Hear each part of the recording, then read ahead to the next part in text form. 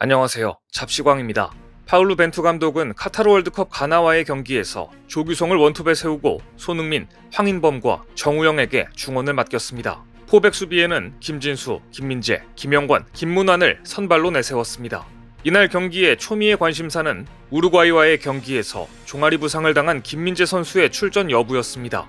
벤투 감독은 공식 기자회견에서 김민재의 출전 여부는 아직 모른다. 지금 회복 중이다. 경기 당일 아침까지 몸 상태를 지켜보겠다고 말했는데 통역은 김민재가 뛰기 어려울 것 같다라고 전달했습니다. 그러자 장내는 술렁거렸고 벤투 감독은 통역에서 오류가 있었던 것 같다고 바로잡는 해프닝까지 있었습니다.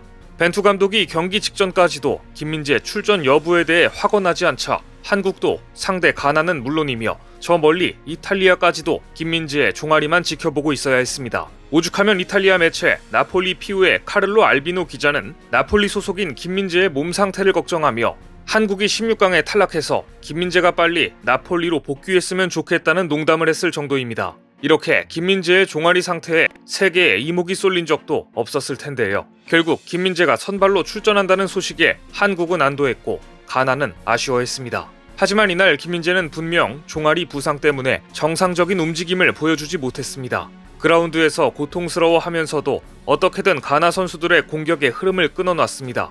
후반전에 교체될 때까지 혼신의 힘을 다해 가나 선수들을 마크해 한국 팬들의 안타까움을 자아냈는데요. 가나는 포르투갈에게 2대3으로 패하긴 했지만 포르투갈의 간담을 서늘케 했을 만큼 만만치 않은 전력을 드러냈었습니다. 특히 한국팀은 미드필더 모하메드 쿠두스를 경계해야 한다는 것을 알고 있었습니다. 측면 공격을 책임지는 쿠두스는 포르투갈전에서도 골문을 수차례 위협한 선수였습니다. 포르투갈전에서도 후반 32분 쿠두스가 교체로 빠지자 가나는 급격하게 흔들리다 내리 2골을 허용했는데 가나 축구의 전설인 아사모아 기아는 쿠두스를 왜 교체했는지 모르겠다. 그는 우리에게 마법 같은 순간을 줄 수 있었다고 비판했을 정도입니다. 경기 초반 한국은 모하메드 쿠두스에게 볼이 가지 않도록 마크하면서 시종일관 경기의 주도권을 잡았습니다.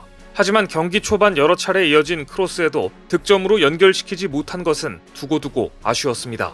경기 초반 한국에 끌려가던 가나는 한국이 코너킥 찬스들을 살리지 못하자 이내 흐름을 가져갔고 결국 모하메드 살리수가 선취골을 넣었습니다. 한국은 압도적인 흐름을 유지했지만 일격을 맞은 겁니다. 그런데 살리수가 골을 넣을 때 조규성이 심판을 향해 핸드볼 파울을 외쳤습니다. 느린 화면으로 보니 안드레 아예우의 손에 공이 닿은 장면이 화면에 잡혔습니다. 하지만 득점으로 인정되자 화가 난 이승우와 박지성은 해설을 하다가 저게 핸드볼이 아니면 어떤 게 파울이라는 거냐며 언성을 높이기도 했는데요. 이때부터 이해하기 어려운 심판 판정은 시작되었습니다. 마치 심판이 경기를 지배하며 자신이 경기의 주인공이 되고 싶은 욕심을 대놓고 피력하는 느낌이 들었는데요. 아쉬움을 뒤로한 채 한국은 실점을 만회하기 위해 공세를 펼쳤지만 전반전에만 2골을 잃어 경기를 보던 붉은 악마들을 얼어붙게 만들었습니다. 하지만 한국은 포기하지 않는 팀이었습니다. 후반전 시작과 함께 한국의 반격이 시작됐는데 반격의 시작은 이강인의 발끝에서 시작됐습니다. 교체 투입된 이강인은 투입 1분 만에 상대 공을 뺏어내 정확한 크로스를 올렸고 K리그 득점왕 조규성은 이강인의 어시스트를 받아 헤딩골을 성공시킨 겁니다. 이후 불과 2분 뒤 김진수의 크로스를 조규성이 다시 한번 마무리하며 승부를 2대2 원점으로 돌렸습니다. 이강인과 조규성, 이 두 명의 선수가 한국 대표팀의 신예로 혜성같이 떠오르는 장면이었습니다. 이강인과 김진수의 택배 크로스에 조규성의 연속 헤딩골로 월드컵 경기장은 붉은 악마들의 함성으로 물들었고 조규성은 벤투호의 새로운 황태자로 등극했습니다.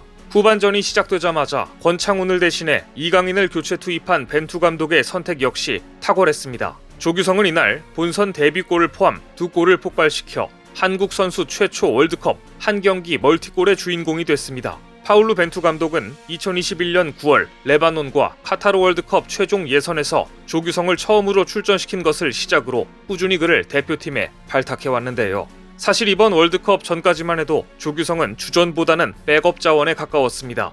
대표팀엔 부동의 원톱 스트라이커 황의조가 버티고 있었고 조규성은 그 다음 옵션으로 평가됐습니다. 하지만 월드컵 시즌을 맞은 올해 조규성의 활약은 눈부셨습니다.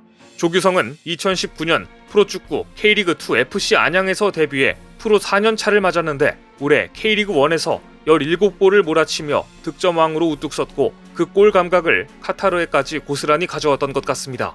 우루과이전에서는 꽃미남 외모로 화제의 주인공이 됐지만 가나전에서는 실력까지 출중하다는 것을 증명해 한국 축구의 새로운 에이스로 확실히 떠올랐습니다. 하지만 힘겹게 2대2로 맞춰놓은 동점은 오래가지 않았습니다. 후반 23분 한국이 왼쪽 측면에서 오버래핑 들어오는 기드온 멘사를 놓쳤고 멘사가 왼발로 올린 크로스를 이나키 윌리엄스가 헛발질하며 놓치는 듯 했지만 뒤에서 대기하던 쿠두스가 이를 왼발로 마무리지어 3대2로 도망간 것입니다. 결국 경계 대상 1호였던 모하메드 쿠두스가 결승골을 넣고 말았습니다. 2대3으로 뒤지고 있던 경기 마지막까지 한국은 손흥민, 이강인, 조규성까지 골문을 열기 위해 마지막까지 혼신의 힘을 다했습니다.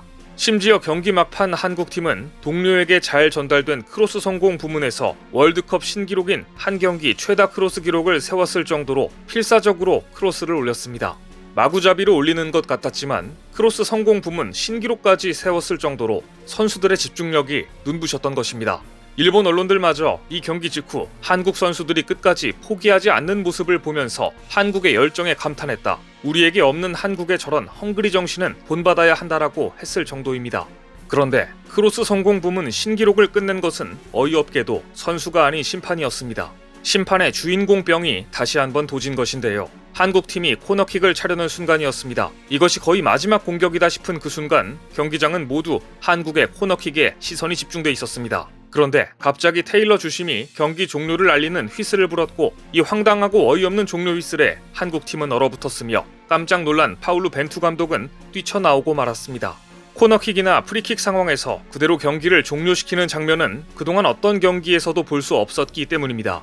하지만 벤투 감독과 한국 선수들은 코너킥을 달라고 강력히 항의했지만 주심은 벤투 감독에게 레드카드까지 꺼내들었습니다. 우려가 현실이 된 것입니다. 앤서니 테일러가 가나전에 주심에 배정됐다는 소식을 듣고 예감이 좋지 않았는데 결국 큰 사고를 치고 말았습니다. 이 장면에 대해 영국 BBC의 스포츠 전문가 클린턴 모리스는 코너킥이 선언되지 않자 좌절한 벤투 감독의 모습을 볼 수 있었다. 나 또한 마찬가지였을 것이다. 라고 평했습니다.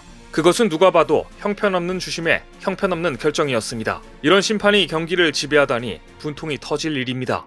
한국 가나전 주심에 하필이면 손흥민과 퇴장 악연이 있는 앤서니 테일러가 주심으로 배정됐다는 소식이 들려오자 한국 팬들은 왠지 모를 불안감에 휩싸였습니다. 테일러는 2019년 EPL 경기에서 손흥민에게 석연찮은 판정으로 퇴장을 명령한 바 있는데요.